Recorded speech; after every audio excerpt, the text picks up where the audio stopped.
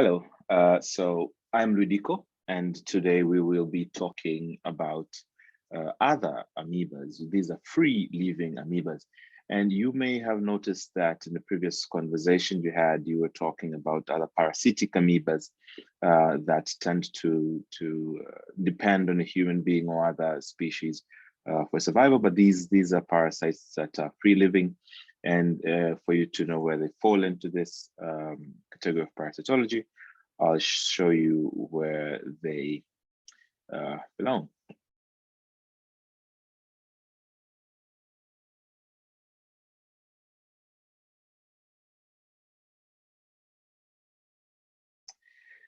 Great. So these, they fall under the amoebas here in the context of parasites. And these could be the likes of Naegleria fowleri, Acanthamoeba, and Balamuthia mandrialis. And these are free-living pathogens, as I may have mentioned, and the infections are very, very rare. And they're usually directly from the environment, so maybe soil or water contacts. And human-to-human transmissions are usually very non-existent. So there's no or better transmission that has been documented among these types of Acanthamoeba. So I will talk to you about Acanthamoeba, Balamuthia, and then we'll talk about Naegleria fowleri. So the Acanthamoeba species, they cause chronic granulomatous amoebic encephalitis. And this is very important for you to notice, because this is going to be one big difference between this and the other free-living Acanthamoebas that are pathogenic to human beings. These usually affect immunocompromised individual ever so often. And usually they're found in soil, fresh water or brackish water or seawater. They can be found in a sewage, can be found in swimming pools. They can be found even in tap water that is poorly treated, even in heating and air conditioning units. These Acanthamoebas can be found. They're quite ubiquitous. And they can be even found in human nostrils, throats, brain, skin, and even lung tissues. So as much as they can be found in all these places, human infections are still rare. And they can exist both as trophozoites, the feeding stage, and the cystic stage, which is a more incubating stage. And these trophozoites are the ones that are infective stage. They have spike-like pseudopods and quite pointy. And the cysts are formed in tissues in a double cell wall. And they have the wrinkled appearances you're going to see in an image shortly. And they're extremely resistant to desiccation. So both the cysts and trophozoites can be found in histological specimens. So if you get a specimen cross-section, you find both. You can find both cysts and trophozoites. So this is an image of an Acanthamoeba, and you might be able to appreciate there's spike-like pods, which is very typical for Acanthamoebas, and the thin and pointy. So you will be able to see also this is a cyst, which has the typical double membrane, and this is usually available. It can also be found in tissues of humans. This here is also again Acanthamoeba that you could be able to see its locomotion, the way it's moving. This is a cultured sample that shows you how slow it moves and how pointy. I believe you can appreciate how the pods are moving quite slowly, but they are quite pointy compared to others, which are you going to see next, which are much more bulbar. So this is your slow-moving Acanthamoeba trying to eat things.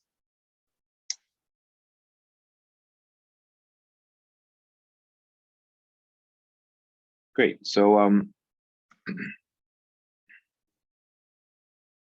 so these are some of the tissue samples that you would find. This is a brain CT scan. That is a cross-section that you'll be able to see an area where there's Acanthamoebas have caused granulomatous lesion. this is the area that has been infected. And if you take histological section, you'll be able to appreciate this is a cyst of Acanthamoeba that is typically has a very large karyosome, as you can see here, and there's a large karyosome around here, and it usually has no peripheral chromatins, and it has a halo-like appearance. It looks like that halo that saints usually have. So this is a typical presentation of Acanthamoeba, and the cysts are usually not very well distinguishable between either Acanthamoebas or Naglerias or Balamuthia. They're usually similar in presentation. So the port of entry is believed to be either the lungs or skin or eyes. These are the transmission mode, and trophozoa usually disseminate by hematogenous route. So they via the circulatory system, and then they went all the way to the central nervous system. And the perivascular route of dissemination is also suggested, meaning the amoebas can crawl outside of the blood vessels rather than within the blood hematogenous route that being pushed by blood. They could also crawl on top of the blood vessels outside. They're also believed to be able to do that, to go and infect. And the infections are usually associated with chronically ill patients and who are immunocompromised, and maybe they have other debilitated patients. And usually the disease is slow progressing. This is a very important point for you to note. The guy is a slow progressing disease, and is usually chronic and can be have a prolonged clinical cause of progression. The onset of symptoms is usually insidious, and clinical manifestations can be, a little headache here and there, a bit of a fever.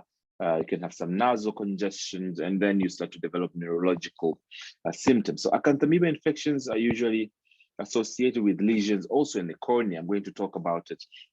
Very, very disturbing experience having amoebic keratitis, but also can have lungs infections and skin infections.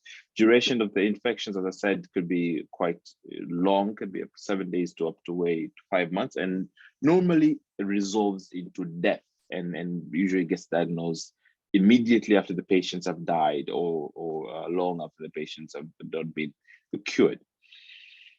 So amoebic keratitis. So this is a vision-threatening chronic inflammation of the cornea, which is caused by Acanthamoeba, and usually associated with either ocular trauma. You get hit on the eye by, get an accident, or some, kids playing, they hit you up, or even more recently nowadays with people using contact lenses.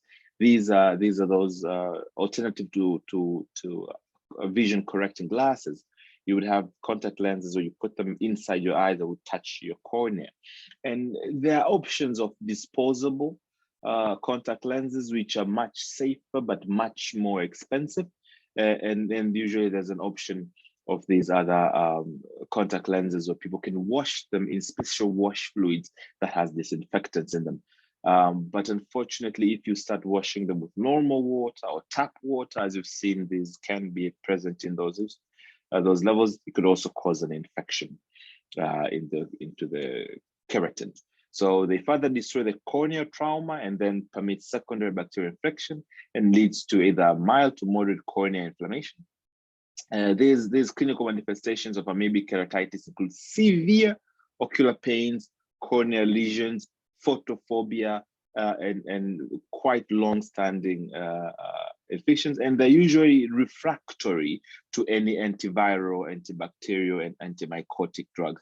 Very, very difficult to treat this amoebic keratitis. So this is the visual representation, if you may appreciate, to see the fact that this first part, panel A, is a person who came with amoebic keratitis before treatment, and then they started to treat. After 1 week, they started to respond. After 2 weeks, they started to respond, and this was associated with a decrease in the number of cysts. So you would notice that these here are some cysts that were present initially, but after 1 week of treatment, you could see even much more increase of the cysts. Oh, these are cysts.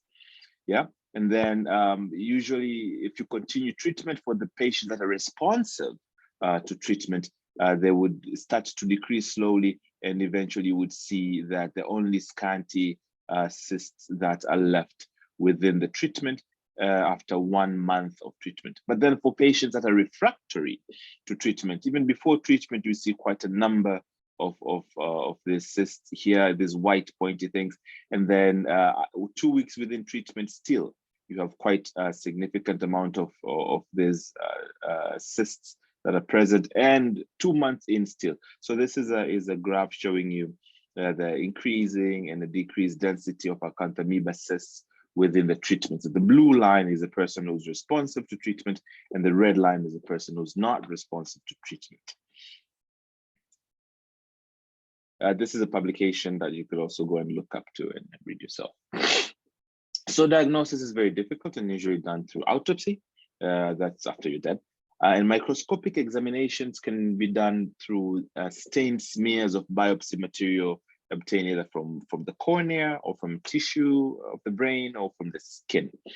And in the case of keratitis, the diagnosis can be confirmed by examination of the corneal scrapings or the biopsies.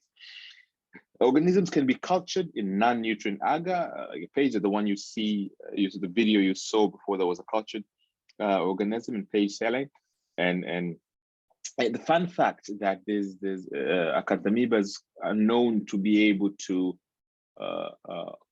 carry other bacteria inside. So there are people who have done research to see how Acanthamoeba, which are inactivated, can be used for carrying bacteria for biological warfare. So this is another fun fact to know about this parasite. So treatment is usually very difficult to treat, but a combination of drug, the most common drug that is used is miltefosine, which is used in combination of other drugs like pentamidine, sulfadazine, fluticasone, fluconazole, amphotericin B. So it's a combination of antifungals and antibiotics that could be used. And sometimes in terms of, you can need to do cornea surgery in grafts if you need it.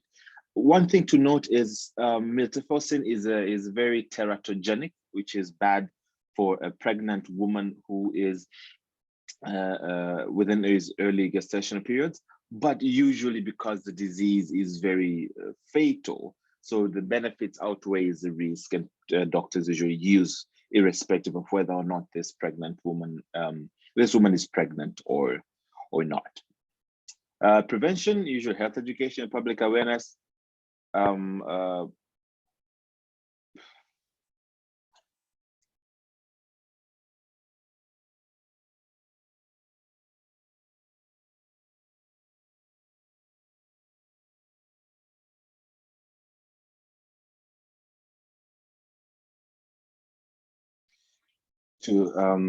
Together with health education that is associated with how to boil your water, to use make sure you use proper disposal for the cleaning of your lens if you're using a contact lens that are not disposable, but usually it's advised not to use tap water for washing the lens.